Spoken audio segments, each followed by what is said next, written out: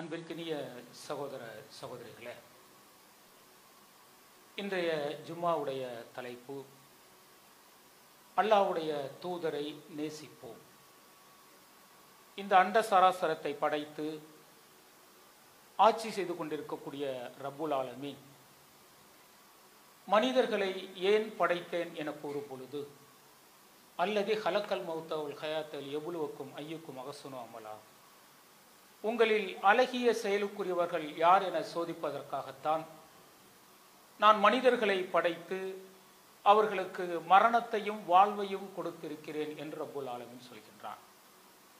அப்ப இந்த உலகத்தில் படைக்கப்பட்ட மனிதர்கள் அவர்களுடைய இந்த இம்மை வாழ்வில் அழகிய செயலை தேர்வு செய்து மறுமையில் அவர்கள் சொர்க்கத்தை தேர்ந்தெடுக்க போகின்றார்களா அல்லது நரகத்தை தேர்ந்தெடுக்க போகின்றார்களா என்பதற்கான ஒரு சோதனை வாழ்வுதான் இந்த உலக வாழ்வு என்று ரப்புல் ஆலமீன் சொல்கின்றான். அப்படிப்பட்ட இந்த உலக வாழ்வில் ஒவ்வொரு மூமினும் எப்படியேனும் மறுமையில் சொர்க்கம் சென்றுவிட வேண்டும் என்பதற்காக நிறைய நல்லறங்கள் செய்யக்கூடியவனாகவும் வணக்க வழிபாடுகளிலும் உபரியான தொழுகைகளிலும் கவனம் செலுத்தக்கூடியவனாகவும் மனிதன் இருக்கின்றான். காரணம் என்னவென்று சொன்னால், மனிதர்கள் அனைவரும் மரணிக்கக்கூடியவர்கள். குல்லு நப்சின் தாயிக்கத்துல் மௌத், ஒவ்வொரு ஆத்மாவும் மரணத்தை சந்திக்கும் என்று ரப்புல் ஆலமீன் சொல்கின்றானே, அந்த மரணம் நம்மையும் சந்திக்கும். மறுமை ஒன்று இருக்கிறது. அந்த மறுமையில் மரணமில்லாத இன்பத்தை நான் சொர்க்கத்தில் அனுபவிக்க வேண்டும் என்று சொன்னால், அந்த சொர்க்கத்திற்கு நான் செல்ல வேண்டும் என்று சொன்னால், நல்லறங்களை இந்த உலகத்தில் நான் செய்ய வேண்டும் என்கின்ற அந்த சிந்தனை உணர்வோடு ஒவ்வொரு மூமினும் நல்லறங்கள் செய்து கொண்டிருக்கின்றான். எப்படியேனும் சொர்க்கம் சென்று விட வேண்டும், எப்படிப்பட்டாவது சொர்க்கம் சென்று விட வேண்டும் என்பதுதான் ஒவ்வொரு மூமினுடைய லட்சியமாக இருக்கிறது. அப்படிப்பட்ட மனிதன் மறுமையில் சொர்க்கம் செல்லும் பொழுது அந்த சொர்க்கத்தில் மகத்துவமான இன்பத்தை அல்லாஹு தஆலா கொடுக்கின்றான். எந்த அளவிற்கு என்று சொன்னால், வபஸிரில் லதீன ஆமனு வஅமிலு ஸாலிஹாத்தி அன்னலஹும் ஜன்னாத்தின் தஜ்ரி மின் தஹ்தீஹல் அன்ஹார், யார் நம்பிக்கை கொண்டு நல்லறங்கள் செய்கின்றார்களோ அவர்களுக்கு நன்மாராயம் கூறுவீராக, அவர்கள் சதா ஓடிக்கொண்டிருக்கக்கூடிய அந்த சொர்க்க சோலையில் என்றென்றும் இருப்பார்கள் என்று ரப்புல் ஆலமீன் சொல்கின்றான். அந்த சொர்க்கம் என்பது ஒரு மகத்துவமானது என்று அல்லாஹு தஆலா தன்னுடைய அருள்மறையில் நிறைய இடங்களில் சொல்வதை நாம் பார்த்திருக்கின்றோம். இந்த உலகத்தில் இருக்கக்கூடிய மனிதன் மரணத்தை சந்திக்கின்றான். ஒவ்வொரு வயதிலும் ஒவ்வொரு வித்தியாசமான வயதிலும் மரணத்தை சந்திக்கின்றான். சிறிய வயதில் மரணத்தை சந்திக்கிறார்கள், சிலர் 60-70 வயதில் மரணத்தை சந்திக்கிறார்கள். ஆனால் மறுமையில் படைத்த இறைவன் சொர்க்கத்திற்கு மனிதர்களை எப்படி அழைத்து செல்கிறான் என்று சொன்னால், ஒருமித்த வயதாக நடுத்தர வயது கொண்டவர்களாக அவர்களை சொர்க்கத்திற்கு ரப்புல் ஆலமீன் அழைத்து செல்வதோடு மட்டுமல்லாமல் அவர்களுடைய முகங்களை பௌர்ணமி நிலவு போல ஒளிமிக்க முகங்களாக மாற்றி, எந்த கள்ளக்கபடமும் இல்லாத தெளிந்த நீரோடை போல அவர்களுடைய உள்ளங்கள் எந்த கசடும் எந்த தீய எண்ணமும் இல்லாமல் தெளிந்த நீரோடையாக மாற்றி அவர்களுடைய உள்ளத்தை பரிசுத்தமாக மாற்றித்தான் அல்லாஹு தஆலா சொர்க்கத்திற்கு அழைத்து செல்கின்றான். அந்த சொர்க்கத்தில் மரணமில்லாத இன்பங்களை அல்லாஹு தஆலா வாரி வாரி வழங்குகின்றான். அங்கு மாட மாளிகைகள் உண்டு. தங்கத்தாலும் வைரத்தாலும் பொதித்த மாளிகைகளில் அவர்கள் தங்கலாம். எந்த ஆண்களும் தீண்டிராத, யாரும் தீண்டிராத ஹூரின் என்கின்ற துணைகளை அல்லாஹு தஆலா மறுமையில் கொடுக்கின்றான். அந்த சொர்க்கத்தை சுற்றி பார்ப்பதற்கு வாகனங்களை ரப்புல் ஆலமீன் கொடுக்கின்றான். அது மட்டுமல்லாமல் அதிக வெப்பமும் இல்லாத, அதிக குளிரும் இல்லாத நடுநிலையான தட்பவெப்ப நிலையில் அவர்கள் வாழக்கூடிய இன்பத்தை அல்லாஹு தஆலா மறுமையில் கொடுக்கின்றான். ஒரு மனிதன் உணவு என்று நினைத்தால் போதும், உள்ளத்தில் நினைத்தால் போதும், அடுத்த நிமிடமே கண்முன் கொண்டு வந்து அந்த உணவை அல்லாஹு தஆலா கொடுத்து விடுகின்றான். அவன் பானங்களை விரும்பி அருக வேண்டுமென பருக வேண்டுமென விரும்புகிறான் என்றால் அடுத்த வினாடியே அவன் கண்முன் பானங்கள் கொண்டு வந்து நிறுத்தப்படுகிறது. அதை அருந்துவதற்கு கோப்பைகள் கண்முன் சுழன்று கொண்டிருக்கிறது. அந்த கோப்பைகளை எடுத்து ஒரு மனிதன் என்ன பானங்களை வேண்டுமானாலும் சுவைக்கலாம். இப்படி அல்லாஹு தஆலா சொர்க்கத்தில் இன்பங்களை, பேரின்பங்களை வாரி வாரி வழங்கிக் கொண்டிருக்கின்றான்.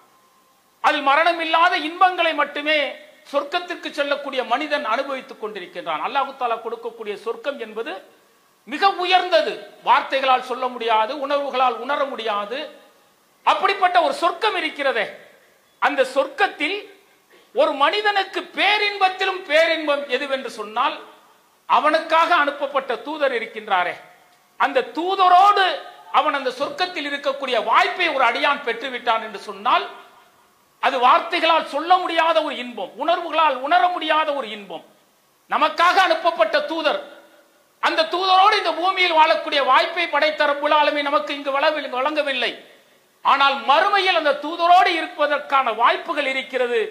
அந்த வாய்ப்புகளை நீங்கள் பெற வேண்டும் என்று சொன்னால் இந்த பூமியில் நீங்கள் செய்யக்கூடிய நல்லறங்கள் இருக்கிறதே, நீங்கள் பெற வேண்டிய நல்லொழுக்கங்கள் இருக்கிறதே, அது உங்களை மறுமையில் அந்த தூதரோடு இணைந்து வைக்கக்கூடிய, சேர்ந்து வாழக்கூடிய வாய்ப்பை தரும் என்று அல்லாஹ் தஆலா சொல்கின்றான்.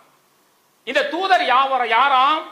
வமா அர்சல்னாக்க இல்லா ரஹமத்தல் லில் ஆலமீன், இந்த அகிலத்தாருக்கெல்லாம் ஒரு அருட்கொடையாக இந்த தூதரை நான் அனுப்பியிருக்கிறேன் என்று ரப்புல் ஆலமீன் சொல்கின்றான். யாரா இவர்? இந்த உலகத்துக்கெல்லாம் ஒரு அருட்கொடை என்கின்றான். அருட்கொடை என்றால் என்ன?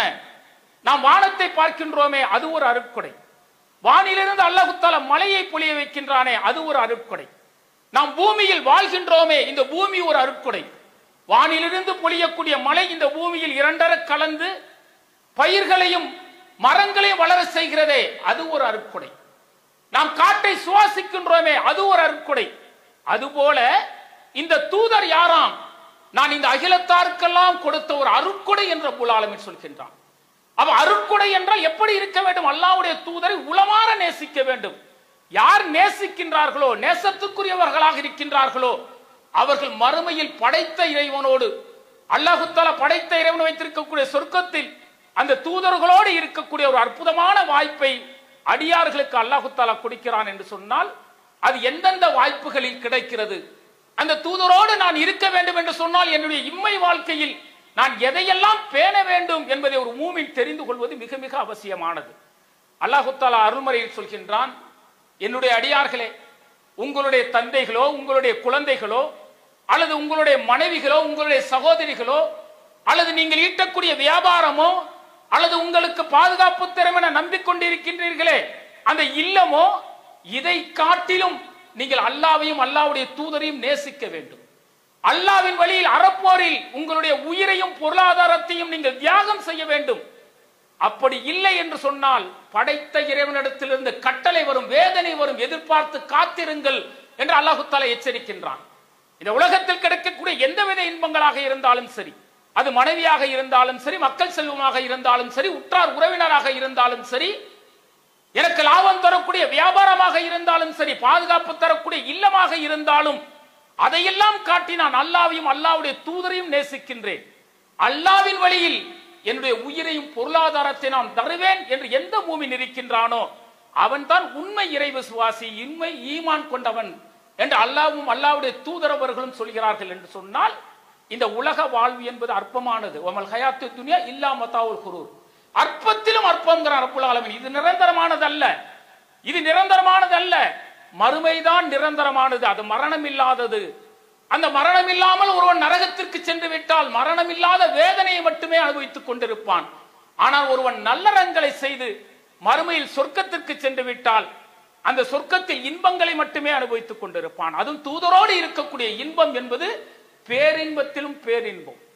ஒரு நபி தோழர் வருகிறார், அல்லாஹ்வின் தூதரே, சௌபான் ரலியல்லாஹு அன்ஹு அவர்கள், அல்லாஹ்வின் தூதரே, நான் உங்களோடு இந்த பூமியில் வாழ்ந்து கொண்டிருக்கின்றேன். உங்களை பார்க்க வேண்டும் நினைத்தால் ஓடோடி வந்து பார்க்கின்றேன். உங்களிடத்தில் பேச வேண்டும் என்று நினைத்தால் நான் ஓடோடி வந்து பேசுகின்றேன். அந்த வாய்ப்பு எனக்கு அல்லாஹ் தஆலா இம்மையில் கொடுத்திருக்கின்றான். ஆனால் அல்லாஹ் தஆலா மறுமையில் சொர்க்கத்தை 100 படித்தளங்களாக வைத்திருக்கின்றான். அந்த 100 படித்தளங்களில் நீங்கள் ஒரு இடத்தில், நான் ஒரு இடத்தில் இருந்தால் மறுமையில் உங்களோடு இருக்கக்கூடிய வாய்ப்பு இல்லாமல் போய்விடுமே. அல்லாஹ்வின் தூதரே, நான் உங்களோடு மறுமையிலும் சொர்க்கத்தில் இருக்க வேண்டும், அதற்கு நான் என்ன செய்ய வேண்டும்? ஒரு நபி தோழரின் கேள்வி. அல்லாஹ்வுடைய தூதர் அவர்கள் சொன்னார்கள், என்னோடு நீங்கள் மறுமையில் சொர்க்கத்தில் இருக்க வேண்டுமா? அதிகம் அதிகம் அமல்கள் செய்யுங்கள், நல்லறங்கள் செய்யுங்கள். அமல்கள் செய்வதன் மூலமாகவும் நல்லறங்கள் செய்வதன் மூலமாகவும் மறுமையில் என்னோடு நீங்கள் சொர்க்கத்தில் இணைந்திருக்கலாம். தோழருக்கு நபிகளார் அவர் சொன்ன அறிவுரை என்று சொன்னால், நம்முடைய வாழ்வில் நிறைய நற்காரியங்கள், நல்ல செய்திகள், நல்ல செயல் திட்டங்கள் நம்முடைய வாழ்வில் பிரதிபலிக்க வேண்டும். அதிகம் அதிகம் அமல்கள் செய்ய வேண்டும். அப்படி செய்யும் போது அல்லாஹ்வுடைய தூதரோடு இருக்கக்கூடிய ஒரு வாய்ப்பு கிடைக்கிறது என்று சொன்னால் அதை பயன்படுத்திக் கொள்வதற்கு, அதை தேடுவதற்கு நாம் தயாராக வேண்டும். உமர் ரலியல்லாஹு அவர்கள் அல்லாஹ்வுடைய தூதரை கரத்தை பிடித்துக் கொண்டிருக்கிறார். உமர் ரலியல்லாஹு அவர் சொல்கின்றார்கள், அல்லாஹ்வின் தூதரே, என்னை விட இந்த உலகத்தில் கிடைக்கக்கூடிய அத்தனை இன்பங்களை காட்டிலும் நீங்கள் எனக்கு உயர்ந்தவர்கள், நான் உங்களை நேசிக்கிறேன் என்று சொல்கிறார்கள். அல்லாஹ்வுடைய தூதரவர்கள் கரங்களை பிடித்துக் கொண்டு சொல்கிறார்கள், உமரே, தெரிந்து கொள்ளுங்கள், இந்த உலகத்தில் இருக்கக்கூடிய எல்லாவித இன்பங்கள் மட்டுமல்ல, உங்களுடைய உயிரை காட்டிலும் நான் உங்களுக்கு உயர்வானதாக மாற வேண்டும், நேசத்திற்குரியவனாக மாற வேண்டும். அப்படி மாறவில்லை என்று சொன்னால் நீங்கள் உண்மை மூமினாக, இறை விசுவாசியாக ஆக முடியாது. உமர் அலி அவர்கள் நபிகளார் அவர்கள் சொல்கிறார்கள். அடுத்த நாடியே உமர் அலி அவர்கள் சொல்கிறார்கள், அல்லாஹ்வின் மீது சத்தியமாக இந்த உலகத்தில் கிடைக்கக்கூடிய அத்தனை இன்பங்களை காட்டிலும், என்னுடைய உயிரை காட்டிலும் நபிகளாரே நான் உங்களை நேசிக்கிறேன் என்று அல்லாஹ்வுடைய தூதரிடத்தில் உமர் அலி அவர்கள் சொல்கிறார்கள் என்று சொன்னால் என்ன காரணம்? அல்லாஹ்வுடைய தூதரை உளமாற நேசித்தார்கள். மறுமையிலும் தூதரோடு இருக்கக்கூடிய வாய்ப்பினை பெற வேண்டும் என்பதற்காக எதை வேண்டுமானாலும் தருவதற்கு தயாரானார்கள். அனஸ் ரலியல்லாஹு அவர்கள் அறிவிக்கிறார்கள், ஒரு தோழர் வருகிறார், அல்லாஹ்வின் தூதரே, மறுமை எப்பொழுது வரும் என்று கேட்கிறார். அல்லாஹ்வுடைய தூதர் கேட்கிறார்கள், மறுமைக்காக நீங்கள் என்ன சேர்த்து வைத்திருக்கிறீர்கள், என்ன நல்லறங்களை நீங்கள் செய்து இருக்கிறீர்கள்? அந்த தோழர் சொல்கிறார், அல்லாஹ்வின் தூதரே, என்னிடத்தில் தொழுகை குறைவு, ஜக்காத் கொடுப்பது குறைவு, நோன்பு குறைவாக வைத்திருக்கின்றேன். ஆனால் நான் உங்களை உளமாற நேசிக்கின்றேன், அல்லாஹ்வை உளமாற நேசிக்கின்றேன். நான் மறுமைக்காக நான் என்ன செய்ய வேண்டும் என்று கேட்டபோது நபிகளார் அவர்கள் சொல்கிறார்கள், நீங்கள் இந்த பூமியில் யாரை நேசிக்கிறீர்களோ அவர்களோடு மறுமையில் இருப்பீர்கள் என்று சொன்ன பொழுது அந்த தோழர் சொல்கின்றார், அல்லாஹ்வின் தூதரே, நான் உங்களை நேசிக்கின்றேன், இதோ இருக்கிறாரே அபூபக்கர், அவரை நேசிக்கின்றேன், இதோ நிற்கிறாரே உமர், அவரை நேசிக்கின்றேன் என்று சொன்ன பொழுது அந்த தோழர் சொல்கின்றார், அன்றைக்கு நான் பட்ட சந்தோஷம் போல என்னுடைய வாழ்வில் நான் சந்தோஷத்தை பெற்றதே கிடையாது. நான் தூதரோடு நேசிக்கக்கூடியவரோடு மறுமையில் இருப்பேன் என்று சொன்னால், அந்த மகத்துவமான வாய்ப்பு எனக்கு கிடைக்கிறது என்று சொன்னால் நான் எதையும் தருவதற்கு தயார் என்று அந்த தோழர் தயாரானார் என்று சொன்னால் நேசத்தை அப்படி வெளிப்படுத்தினார்கள். அல்லாஹ்வுடைய தூதரோடு இருக்கும் பொழுது ஒவ்வொரு நாளும் வஹி வரும், அந்த வஹி எங்களுக்கு உபதேசமாக சொல்வார்கள். அந்த உபதேசத்தை எங்களுடைய வாழ்வில் நாங்கள் ஏந்தி நிறைய மாற்றங்களை ஏற்படுத்திக் கொள்வோமே. அந்த தூதரோடு மறுமையில் இருப்பதற்கு என்னென்ன வழிகள் இருக்கிறது என்ற அந்த தேடுதல்களை தோழர்கள் செய்தார்கள். ஏன் என்று சொன்னால் அல்லாஹ்வுடைய தூதரோடு இருப்பதற்கு எதையும் இழப்பதற்கு அந்த தோழர்கள் தயாரானார்கள். தூமினு பில்லாஹி வ ரசூலிஹி வதுஜாஹிதூன ஃபி சபீலில்லாஹி வ அம்வாலிக்கும் அன்ஃபுசிக்கும் தாலிக்கும் கைருல் லக்கும் இன் குன்தும் தஅலமூன். அல்லாஹ்வையும் தூதரையும் நேசித்து உங்களுடைய பொருளையும் உங்களுடைய பொருளாதார உங்களுடைய உயிரையும் நீங்கள் அல்லாஹ்வின் வழியில் செலவு செய்தால் அறிந்தால் நீங்கள் தான் மகத்துவம் மிக்கவர்கள் என்று அல்லாஹ் தஆலா சொல்கின்றான். யார் அல்லாஹ்வையும் அல்லாஹ்வுடைய தூதரையும் நேசித்து அவர்களுடைய பொருளாதாரத்தையும் அவர்களுடைய அந்த உயிரையும் அல்லாஹ்வின் வழியில் செலவு செய்தால் அறிந்தவர்களாக இருந்தால் நீங்கள் தான் மகத்துவம் மிக்கவர்கள் என்ற அருள்மறை வசனம் அந்த தூதருடைய தோழர்களுடைய உள்ளத்தில் நிறைய மாற்றங்களை ஏற்படுத்தியது. எப்போதெல்லாம் தூதரோடு இருக்கக்கூடிய வாய்ப்பு கிடைக்கிறது என காத்து கொண்டிருந்த தோழர்கள், உஹது போர்க்களம், அல்லாஹ்வுடைய தூதர் அவர்களை எதிரிகள் நெருங்கி விட்டார்கள் தாக்குவதற்கு. நபிகளார் அவர்கள் சொல்கிறார்கள், தோழர்களே, இதோ என் முன் எதிரிகள் நெருங்கி வந்து விட்டார்கள், எனக்கு முன் நின்று போர் செய்து உயிர் தியாகம் செய்யக்கூடிய தோழர்கள் யார்? அப்படி உயிர் தியாகம் செய்யக்கூடிய தோழர்கள் மறுமையில் என்னோடு சேர்ந்து இருப்பார்கள், அந்த வாய்ப்பை பெறக்கூடிய தோழர்கள் யார் என நபிகளார் சொன்ன மாத்திரத்தில் 7 அன்சாரி தோழர்கள் அந்த உஹது களத்தில் நபிகளாருக்கு முன்னால் நின்று எதிரிகள் வீசிய அந்த அம்புகளை தன்னுடைய நெஞ்சில் ஏந்தி அந்த உஹது களத்திலேயே மரணித்தார்கள் என்றால் என்ன காரணம்? தன்னுடைய உயிர் அல்லாஹ்வுடைய தூதருக்காக இந்த மார்க்கத்திற்காக அர்ப்பணிக்கும் பொழுது மறுமையில் தூதரோடு இருக்கக்கூடிய வாய்ப்பு கிடைக்கிறதே, அதற்காக எதை வேண்டுமானாலும் தருவதற்கு அந்த தோழர்கள் தயாரானார்கள் என்று சொன்னால் இதுதான் அல்லாஹ்வை நேசிப்பது. அல்லாஹ்வுடைய தூதரை நேசிப்பது என்பது எது? தன்னுடைய பொருளாதாரத்தை அல்லாஹ்வின் வழியில் வாரி வழங்குவது, தான் பெற்ற உயிரை, அல்லாஹ் கொடுத்த உயிரை அந்த தூதர் காட்டி தந்த வழிமுறைப்படி தியாகம் செய்வது. இதற்காக அந்த தோழர்கள் தயாரானார்களே, இதுதான் உண்மையான நேசம். நம்ம நேசம் கொள்ள வேண்டும் என்று சொன்னால் அல்லாஹ்வுடைய தூதரை எப்படி நேசிப்பது? அல்லாஹ்வுடைய தூதர் அவர்கள் இல்லை, ஆனால் அல்லாஹ்வுடைய தூதரை எப்படி நேசிப்பது என்று சொன்னால் அல்லாஹ்வுடைய தூதர் அவர்கள் எதை மார்க்கம் என்று வழிகாட்டினார்களோ, எதை செய்ய வேண்டும் என்று நமக்கு வலியுறுத்தினார்களோ அதை செய்யும் போது ஒருவன் அல்லாஹ்வுடைய தூதரை நேசிக்கக்கூடியவனாக மாறிவிடுகின்றான். ஆனால் இன்னைக்கு நேசம் எப்படி மாறி வருகிறது சிந்தித்து பாருங்கள். அல்லாஹ்வுடைய தூதரை நேசிக்கிறோம் என்கிறார்கள், மௌலூதுகள் ஓதிக்கொண்டிருக்கிறார்கள், மிலாது விழா என்கின்ற பெயரில் அல்லாஹ்வுடைய தூதரை புகழ்கிறோம் என்ற பெயரில் அல்லாஹ்வுடைய அந்த வல்லமைகளை, அல்லாஹ்வுடைய சிஃபத்தை மனிதர் அல்லாஹ்வுடைய தூதருக்கு இருப்பதாக அவர்கள் புகழ்ந்து கொண்டிருக்கிறார்கள். அல்லாஹ்வுடைய தூதர் அவர்கள் சபையில் அமர்ந்திருக்கிறார். ஒரு தோழர் உரையாற்றுகின்றார். அல்லாஹ்வும் அல்லாஹ்வுடைய தூதரும் நினைத்தது நடந்தது என்று சொல்கிறார். அல்லாஹ்வும் தூதரும் நினைத்தது நடந்தது என்று சொல்கிறார். நிறுத்துங்கள் நிறுத்துங்கள், இவர் மோசமான பேச்சாளர் என்று நபிகளார் சொல்லிவிட்டு சொல்கிறார்கள். அது என்ன அல்லாஹ்வும் தூதரும் என இணைத்து சொல்கிறீர்கள்? அல்லாஹ் நினைத்தது நடந்தது, அவன் அன்னை தேர்வு செய்த தூதர் நினைத்தது நடந்தது என பிரித்து சொல்லுங்கள்.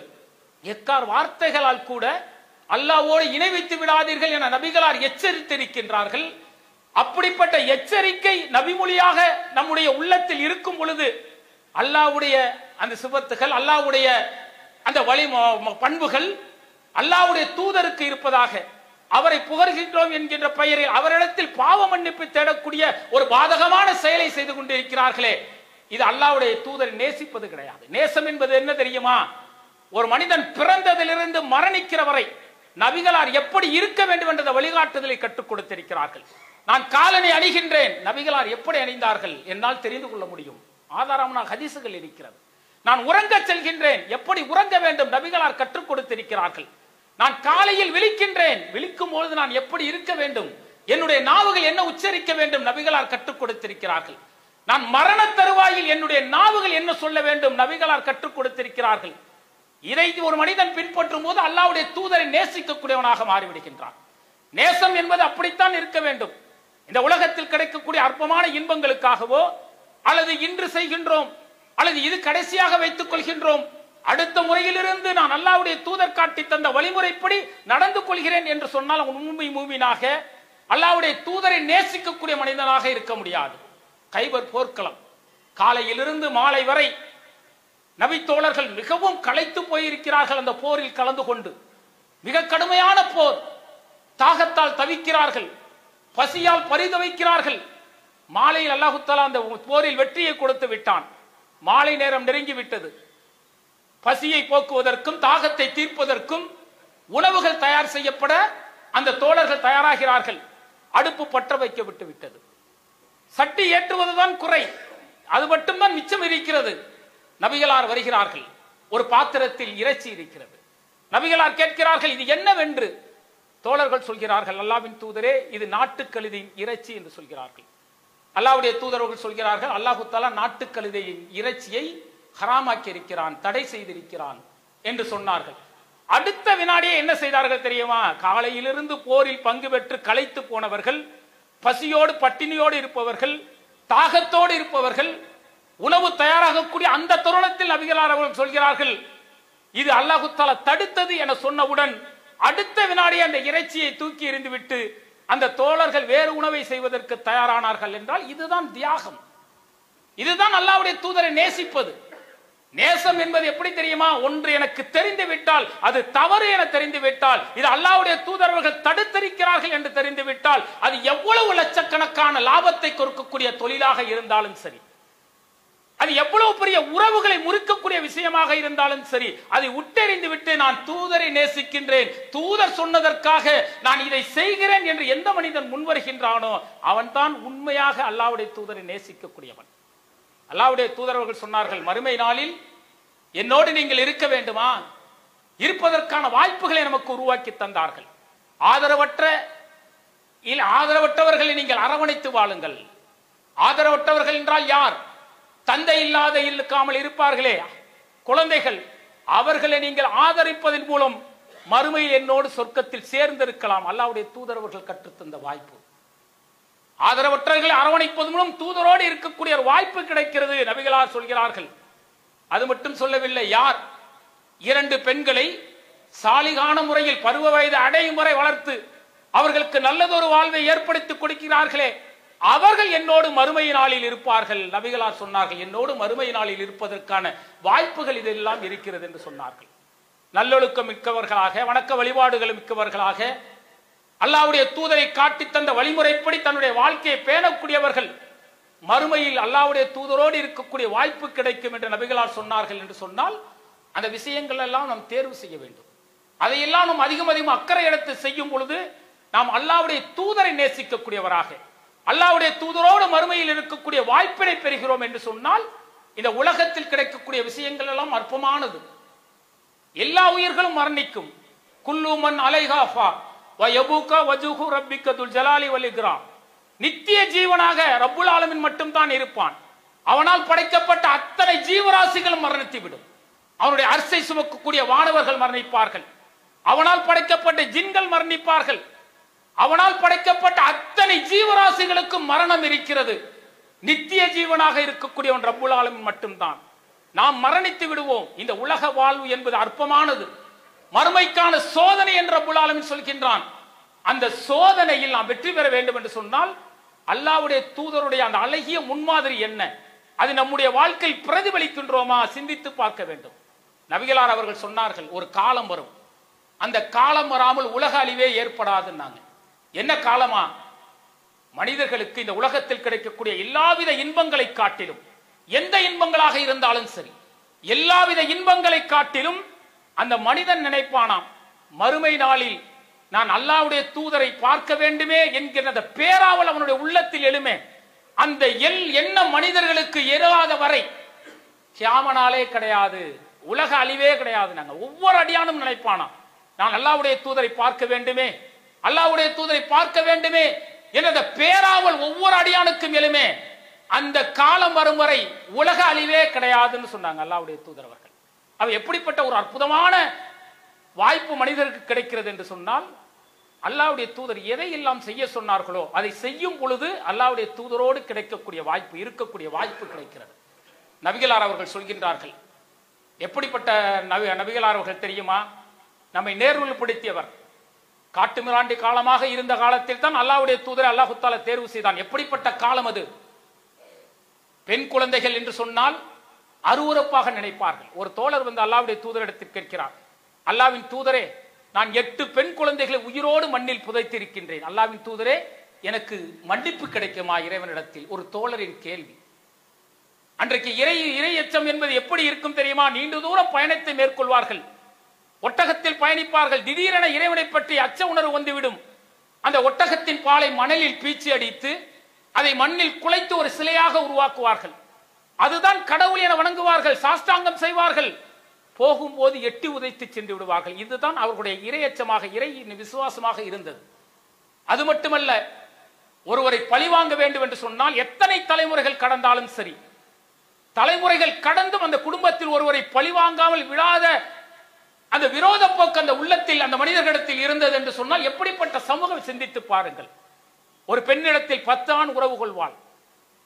குழந்தை பிறந்தது என்று சொன்னால் அந்த பெண் யாரை கை காட்டுகின்றாலோ அவள் தான் அந்த குழந்தைக்கு, அவன் தான் அந்த குழந்தைக்கு தந்தையாக இருப்பான்.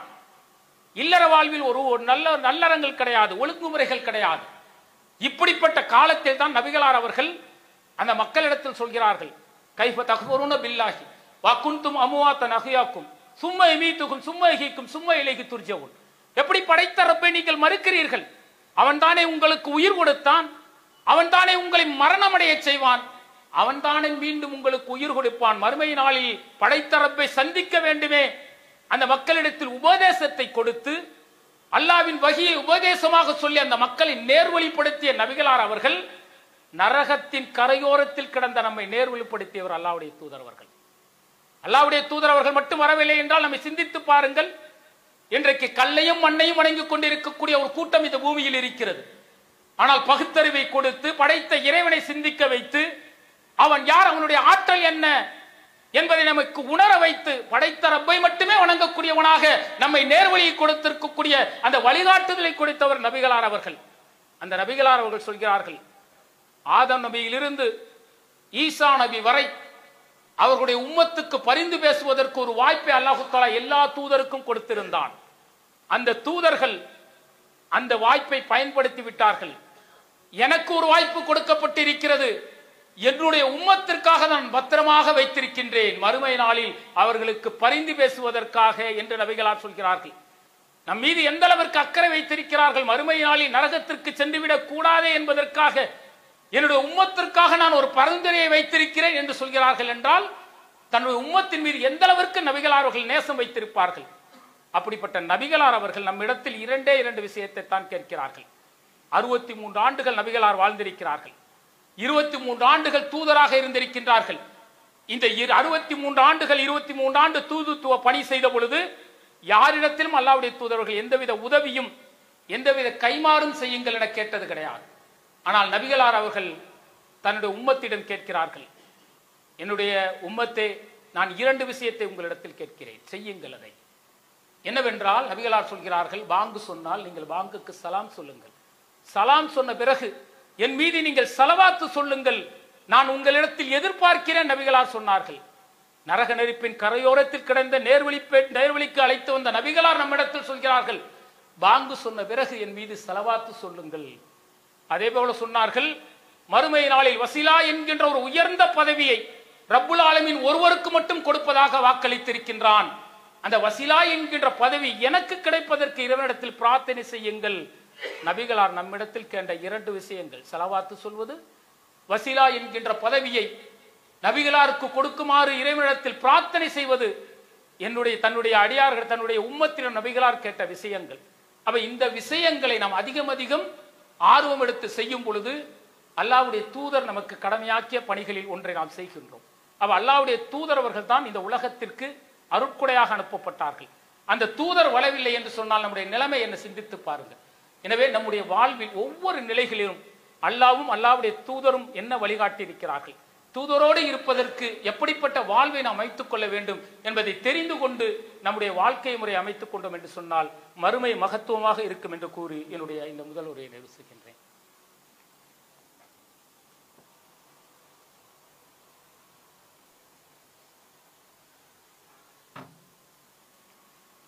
அன்புக்கினிய சகோதரர்களே, அல்லாஹ்வுடைய தூதர் அவர்கள் ஒரு சபையில் உரையாற்றிக் கொண்டிருக்கிறார்கள். அந்த சபையில் பிரசித்தி பெற்ற முகமது பின் ஜபல் ரலியல்லாஹு போன்ற நபித்தோழர்கள் எல்லாம் சபையில் அமர்ந்திருக்கிறார்கள். அந்த சபையில் இருந்து ஒரு தோழர் கேட்கிறார், அல்லாஹ்வின் தூதரே, உங்களுடைய உம்மத்தில் நாங்கள் தானே சிறந்தவர்கள் என்று கேட்கிறார்கள். இந்த கேட்ட தோழர்கள் சாதாரணமானவர்கள் கிடையாது. இந்த இஸ்லாத்தை ஏற்றுக்கொண்டதற்காக, இந்த இஸ்லாமிய அழைப்பு பணியை செய்வதற்காக தன்னுடைய சொந்தங்கள், பந்தங்கள், உற்றார் உறவினர்கள், சொத்து சுகங்கள், சொந்த ஊரையெல்லாம் விட்டுவிட்டு ஹிஜ்ரத் செய்து வந்த தோழர்கள் கேட்கிறார்கள், அல்லாஹ்வின் தூதரே, உங்களுடைய உம்மத்தில் நாங்கள் தானே சிறந்தவர்கள் என்று. இந்த தோழர்களை பற்றி நபிகளார் அவர்கள் எந்த அளவிற்கு சிலாகித்து சொல்கிறார்கள் என்றால், நீங்கள் உஹது மலையளவிற்கு தர்மம் செய்தாலும் என்னுடைய தோழர்கள் கையளவிற்கு தர்மம் செய்வதற்கு ஈடாகாதுன்னாங்க. அந்த அளவிற்கு தன்னுடைய தோழர்களை பற்றி சிலாகித்து நபிகளார் சொல்லியிருக்கிறார்கள். அப்படிப்பட்ட தோழர்கள் கேட்கிறார்கள், அல்லாஹ்வின் தூதரே, உங்களுடைய உம்மத்தில் நாங்கள் தானே சிறந்தவர்கள் என்று கேட்கிறார்கள். அப்ப நபிகளார் அவர்கள் என்ன பதிலை சொன்னார்கள் தெரியுமா? தோழர்களே, இறைவனிடத்திலிருந்து வஹி வருகிறது. அந்த வஹியை பற்றி நான் உபதேசமாக உங்களுக்கு சொல்கின்றேன். நீங்கள் எப்படி வாழ வேண்டும் என்பதை நான் வாழ்ந்து காட்டுகின்றேன். அதை கண்கொண்டு நீங்கள் பார்க்கிறீர்கள்.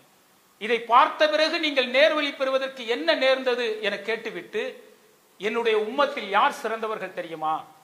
அவர்கள் என்னை கண்கொண்டு பார்த்திருக்க மாட்டார்கள். எனக்கு கொடுக்கப்பட்ட அருள்மறை வேதம் இருக்கிறதே, அந்த வேதத்திற்கு உயிரோட்டம் கொடுத்து வாழ்வார்களே, அவர்கள் தான் என்னுடைய உம்மத்தில் சிறந்தவர்கள் என்று நபிகளார் சொன்னார்கள். யாரை சொல்கிறார்கள் என்றால் நம்மைத்தான் சொல்கிறார்கள்.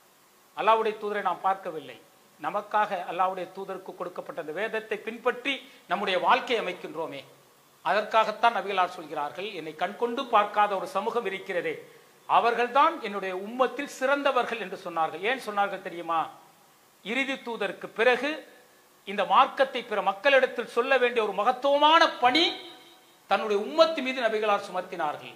இறுதி ஹஜ்ஜின் போது அதான் சொன்னார்கள், நான் உங்களிடத்தில் மார்க்கத்தை முழுமையாக சொல்லிவிட்டேன், வந்திருக்கக்கூடிய மக்கள் வராத மக்களிடத்தில் உங்களுக்கு கிடைத்த ஒரு செய்தியாக இருந்தாலும் அதை பிற மக்களிடத்தில் சொல்லுங்கள் என்ற அழைப்பு பணியை சுமத்தினார்களே, அந்த அழைப்பு பணியை நாம் செய்வோமே, அதற்காகத்தான் நபிகளார் அவர்கள் தன்னுடைய தோழரை காட்டிலும் நம்மை சிறந்த உம்மத் என்று சொன்னார்கள். அல்லாஹு தஆலா அருள்மொழி என்ன சொல்கின்றான்? குன்தும் ஹைர உம்மத்தின் உஹரிஜத் லின்னாஸ். நன்மையை ஏவி தீமையை தடுக்கக்கூடிய ஒரு கூட்டம் இருக்குமே, அவர்கள் தான் மனித சமூகத்தில் சிறந்தவர்கள் என்று சொன்னார். அவர்கள் நன்மையை ஏவுவார்கள், தீமையை தடுப்பார்கள். அவர்கள் இந்த மார்க்கப்பணியை செய்யும் காலமெல்லாம் இந்த உலகத்திற்கு அழிவே கிடையாதுங்கிறார் ரப்புல் ஆலமீன். இப்படிப்பட்ட பணி இந்த உலகத்தில் ஒரு கூட்டம் செய்து கொண்டே இருக்கும் என்று ரப்புல் ஆலமீன் சொல்கின்றான். அப்படிப்பட்ட ஒரு மார்க்க பணியை, உன்னதமான பணியை நம்முடைய ஜமாத் கடந்த 30 ஆண்டுகளுக்கு மேலாக மக்களிடத்தில் சொல்லிக் கொண்டு வருகிறது. குர்ஆன் சுன்னாவை மட்டுமே ஒரு மனிதன் பின்பற்ற வேண்டும். மறுமைக்கான வெற்றிக்கான வழிகாட்டுதல் அருள்மொழியிலும் அல்லாஹ்வுடைய தூதருடைய வழிகாட்டிலும் இருக்கிறது என்ற இந்த ஏகத்துவ பிரச்சாரத்தை சொன்னதன் விளைவு விரல் விட்டு எண்ணக்கூடியவர்கள் இன்றைக்கு லட்சோப லட்ச மக்களாக மாறி இருக்கிறார்கள். இது உலக ஆதாயத்திற்காக அல்ல, அல்லாஹ்வுடைய தூதர் என் மீது சுமத்திய பணி, அல்லாஹ் தஆலா என் மீது சுமத்திய பணி, மறுமையை இலக்காக கொண்டு மறுமையில் படைத்த இறைவனின் நன்மையை எதிர்பார்த்து இந்த பணியை நாம் செய்து கொண்டிருக்கின்றோமே. இந்த பணி உலகத்தில் எந்த அமைப்புகளாலும் உங்களால் பார்க்க முடியாது. இந்தியாவில் இருக்கக்கூடிய எவ்வளவோ இஸ்லாமிய அமைப்புகளை நீங்கள் பார்க்கலாம். எங்காவது இது போன்ற அமைப்புகள் தாவா பணிகளை செய்கிறதா சிந்தித்து பாருங்கள். 1000க்கும் மேற்பட்ட கிளைகள். ஒவ்வொரு கிளைகளிலும் ஒரு வாரத்திற்கு நீங்கள் கணக்கெடுத்தால் ஒரு தெருமுனை கூட்டம், ஒரு மெகாபோன் பிரச்சாரம், ஒரு பெண்கள் பயான், ஒரு தனிநபர் ஆண்கள் தாவா, குழு தாவா, பெண்கள் குழு தாவா, தனிநபர் தாவாக்கள், மாற்று மத மக்களுக்கு இலவச அருள்முறையை கொடுத்த தாவாக்கள், சமூக ஊடகங்கள் வழியாக பிரச்சாரங்கள், எளிய மார்க்கம், இனிய மார்க்கம், பொதுக்கூட்டங்கள், இப்படி ஒரு கிளையில் மட்டும் 10க்கும் மேற்பட்ட தாவாக்களும் ஒரு வாரத்தில் நடக்கிறது, தாவா பணிகள் நடக்கிறது. அப்ப 1000 கிளைகள் இருக்கிறது. எண்ணி பாருங்கள், ஆயிரக்கணக்கான பணியை செய்யக்கூடிய ஒரு அமைப்பை உங்களால் யாரும் காட்ட முடியுமா? அல்லாஹ் தஆலா நம்முடைய ஜமாத்துக்கு அந்த வாய்ப்பை கொடுத்திருக்கின்றான். இந்த ஜமாத்தில் இருக்கக்கூடிய நிர்வாகிகளோ, உறுப்பினர்களோ, ஆதரவாளர்களோ, ஏகத்துவ கொள்கை பின்பற்றக்கூடியவர்களோ இந்த உலக ஆதாயத்திற்காக யாருமே செயல்படவில்லை. தான் பெற்ற ஏகத்துவத்தை பிற மக்களுக்கு சொல்ல வேண்டும் என்கின்ற அந்த உயரிய நோக்கத்தோடு இந்த மார்க்கப்பணியை நாம் செய்கின்றோமே, மறுமையின் நன்மையை எதிர்பார்த்து செய்கின்றோம். இந்த பணி தொய்வில்லாமல் நடைபெற வேண்டும் என்று சொன்னால் நம்முடைய ஜமாத்திற்கு பொருளாதாரம் என்பது மிக மிக அவசியமான ஒன்று. நிறைய நிறுவனங்கள் நடத்துகின்றோம், எம்ஐசி கல்லூரியை நடத்துகின்றோம், சத்தியத்தை